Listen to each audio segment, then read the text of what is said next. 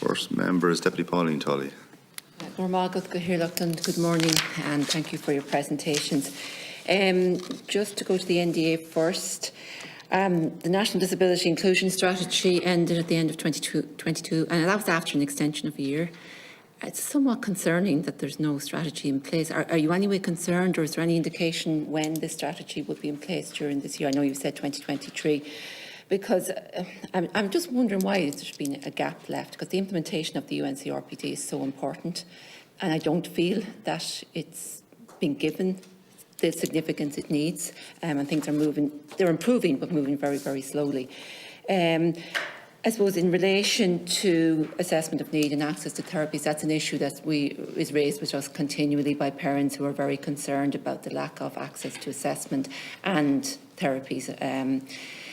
And you mentioned the Disability Act should be reviewed, and that's something we're hearing more and more of, so it means even to expand on that. But I suppose what we would like to see is the Disability Act reviewed, where it's not just an assessment of need, it's a statutory right, but also access to interventions and therapies.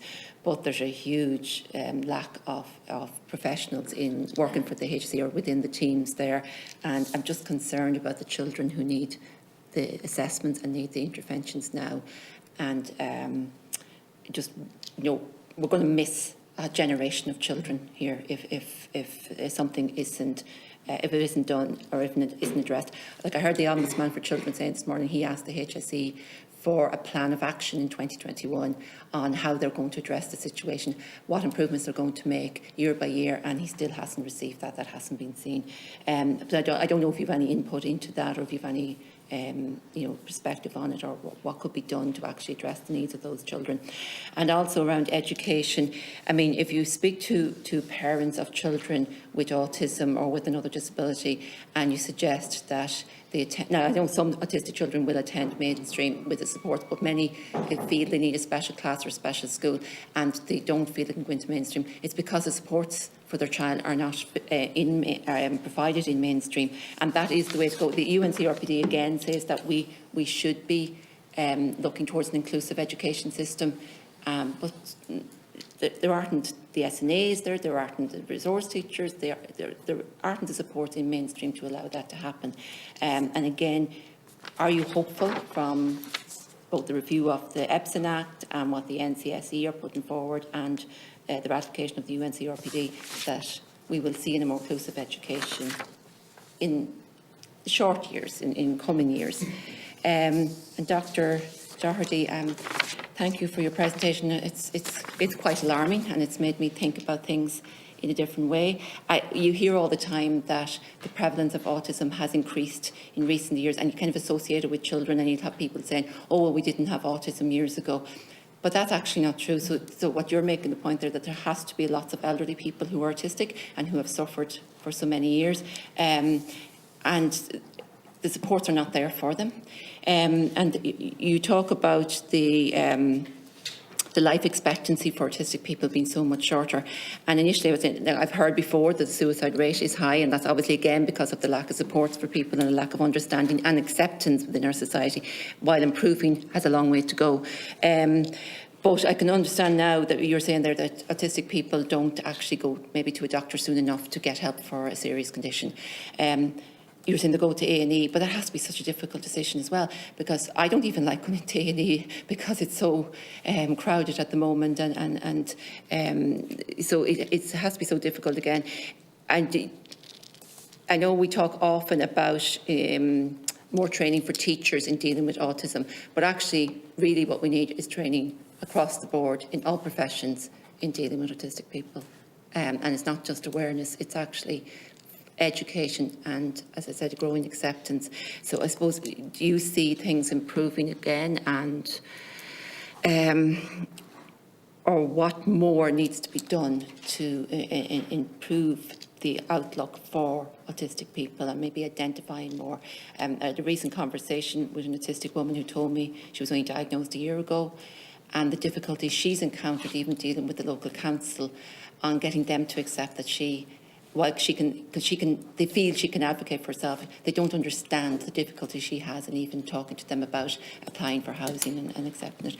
So, look, I've just put some points to you if you can address them. Thank you for that. Yeah, thanks very much for those questions. There's a lot in there. So I'll start with the UNCRPD strategy. So yeah, you're correct. The National Disability Inclusion Strategy was extended for a year with the intention of developing a strategy during that time. And the Department of Disability, just for shortness, I call them that, they are responsible for leading that process. Now, I think it got a little bit derailed with the whole Ukraine crisis, and a lot of that team were redeployed. So it was really only towards the end of the year attention returned to it. So the department asked us to put together a sort of an options paper to share with the National Disability implementation group. So we presented to them on some options, looking at other countries and the approaches that they had taken. So sort of the length of a strategy, sort of whether you have pillars of certain things and how you maybe focus on certain areas, and just thinking through some of the structures around it and some of the monitoring issues. It wasn't very in-depth, but that generated a conversation, and members of that implementation group submitted some written comments, and they will all feed into the strategy. I know that the department planned to do an extensive consultation, I think, during Q2 of this year, and then the write-up will happen after that, and we will support them in that role. I think part of our role will be helping them develop a monitoring framework for the new strategy, but we'll support them with consultation or anything they need along the way. So I might hand over to my colleague Dara on the assessment of need. Yeah. Thanks for the question. We reviewed the operational assessment of need in, I think we published a report in 2011, and at that point we pointed out the fact that the core of the issue, the core of the problem was there's a lack of consensus around what constituted an appropriate assessment under the Act. There's been work since then, and the HC developed the SOP, but I think that core point still remains, that there's a lack of consensus around what's actually required under the Act. So I suppose in our call for the Act being, or that section of the Act being reviewed, I mean, fundamentally that's it. There isn't agreement across and between stakeholders as to what constitutes an appropriate assessment under the Act. The Act was also written before the UN Convention, and so the language in the Convention is, not talking about giving people a right to a diagnosis, but talking about giving people a right to early intervention and early access to services, and that's where the focus should be. As I said, our reports in 2011, a lot of time has passed, and as you say, a lot of children have gone through the system, and it doesn't seem what's there is working for anybody, and particularly for children and families. So that's why we called for it to be reviewed. We think it made sense, and we at the time, we'd written to both ministers when the Epson Act review was announced, that these are two intertwined pieces of legislation. Clearly there are issues with Part 2 of the Disability Act. It seemed to make sense that they be reviewed together. It seems problematic that they're not being reviewed together, and we would have made that point to both ministers at the time.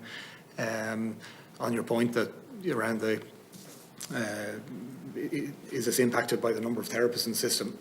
Absolutely. And your point about is there a quick solution to that on the horizon? I don't think so. I know the relevant departments are looking at how they can ramp up capacity, but that's not going to be turned around in the short term that we can see. And then the question on education, do you want to take that? Yeah, I can. In relation to special education, you make the point that I suppose many parents are fearful of a move to a new system, and that's absolutely true. Sorry, I should just preface my comments before I start talking about special education. I'm on the council of the National Council for Special Education, but I'm not here in that context. I'm here representing the NDA, so I'm not talking from the NCSE perspective today. As you know, there's been a massive expansion in capacity. I think it's since 2011, 400% increase in special classes. That's a significant investment. I think, though, in looking at that, we should also look at, for example, the Inspectorate report in 2019, which kind of raised questions around if the goal is more inclusion, is that ramping up of separate provision?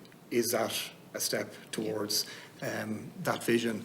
And that report would have raised a number of significant issues around placement, restrictions on placements, reviews of placements, and I suppose how much interaction children had outside of that special class, not in all schools, but in many schools. So I think our position is that the state has ratified the UN Convention. The committee's view is that what states need to do is have a vision for inclusive education and a plan for how they're going to make their education system more inclusive. As Roz said, we think we're at a unique opportunity at the moment with the review of the EBSN Act, the NCSE policy advice coming, that we do have an opportunity. But as you say, I think there's a job of work to bring parents along that journey and to show them that children can be supported in multiple ways. And I suppose being in a separate class is one way, but I think the key is having the qualified, experienced professionals in schools who can provide that support, be that, that children are in mainstream classes and withdrawn for certain education opportunities. But at the moment, we've got a rigid system. You're either in mainstream or you're in a special class with 6 other pupils, and we think there needs to be much more flexibility and imagination around how children can be included in schools. Yeah, thanks. First of all, by way of providing some hope, I think while the data on healthcare is absolutely shocking, I've seen massive change in the last couple of years, particularly in the UK. Over the last 5 years, it really has been phenomenal. And I think we're just in a perfect position here in Ireland to replicate that very quickly. It needn't take that long at all. But I think there's such a huge need for training amongst all medical professionals, because it's just autism just isn't, it's not on the radar for most people. If it's in the curriculum at all, it's as part of training in paediatrics, learning disability. There's no recognition really of autistic adults. And to answer your question around increasing prevalence, I don't think so. I think that the increasing rates of diagnosis are related to increased recognition. Think back to when we were all kids. Think back to people, in school that we would now recognise as autistic. I mean, how did I get to this point in my life without it ever being recognised? So no, I don't think there is an increase in incidence at all. But healthcare is such an enormous issue, because so many autistic people are completely excluded from the healthcare system. And that was something that we discovered when we piloted our first study. We just assumed, as most healthcare providers do, that people are in the system and will present for care when unwell. And what we discovered was that's not the case for autistic people, not necessarily the case. So many people responded saying, I don't have a doctor, I don't go to doctors, I can't access doctors at all. So that's people completely excluded from the healthcare system. And what is known is that prior negative experiences in healthcare are an independent barrier to future care. And so much of that relates to a lack of understanding, as well as sensory issues in healthcare environments, predictability issues. So I think just there's so much need for training, and while so much of the work that we do focuses on children and identifying children early and providing supports, we need to think about the adult outcomes for those kids. And think about mental health in particular, because poor mental health, while incredibly common for autistic people, it's not inevitable. And the way that we identify and support autistic kids can have a profound effect on outcome. I suppose, sorry, I just had to nip out there to another event around young carers, which again, it's all related to, I think, people with disabilities and not getting enough supports, whether that's in the home or in school or in the workplace and all. So I've missed part of the engagement there, but just when I did come in, I know my colleague Deputy Morgan was talking about adapting houses and the cost differential between a house that's universally designed and a house that has to be adapted. And I don't know if we was given a figure, but I was given a figure some time ago of, I think the average was around 13,000, maybe 15 versus 50. So if it was built to a universal design in the first place, it would cost an additional, on average, 14,000. If it has to be adapted, could it cost on average 50,000. So it seems to make economic sense that houses should be, or a certain number of houses at least, should be built to universal design, plus, because I mean they're only wheelchair livable or visitable, a lot of them, and they need to be wheelchair livable. But for autistic people, then they have different needs as well. So I think it's just to, you know, be more open-minded about the design of houses and ensuring that a certain percentage are built to accommodate people who have mobility issues or accommodate people who have autism or an intellectual disability as well. So, you know, it's something that we need, I think, to move towards. We could all end up with mobility issues as we age anyway, or we don't know when we're going to have an accident or whatever, so just to keep that in mind. As Dara mentioned, we're doing a cost-benefit analysis of universal design housing. We'd hope to have that maybe by the middle of this year, so I think that will be beneficial in helping to make the argument around that. I'm not sure, I don't have the exact figures that you were quoted, and I mean with construction inflation, they may have changed a lot anyway. I just wanted to, could I just make one other point, based on what Deputy O'Murricu had asked about autism prevalence, and this came up recently. You know, the CSO were doing a consultation for the next census and what questions should go in, and autism has come up. I know a lot of people, different groups and departments have submitted that autism should be a question on the next census to get that prevalence data. We sort of looked at that, and I mean, I'm sure the Census Office will sort of set up a subgroup to discuss it further. But there is definitely a gap in data on autism.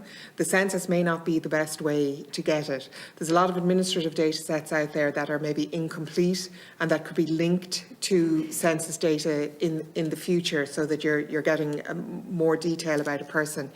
After the 2006 census, a national disability survey was done, which used a random selection of people who said they had a disability in the 2006 census and did a very in-depth follow-up questionnaire with them, which was hugely important in providing a lot of information. I mean, we still quote that the information from that survey in our work.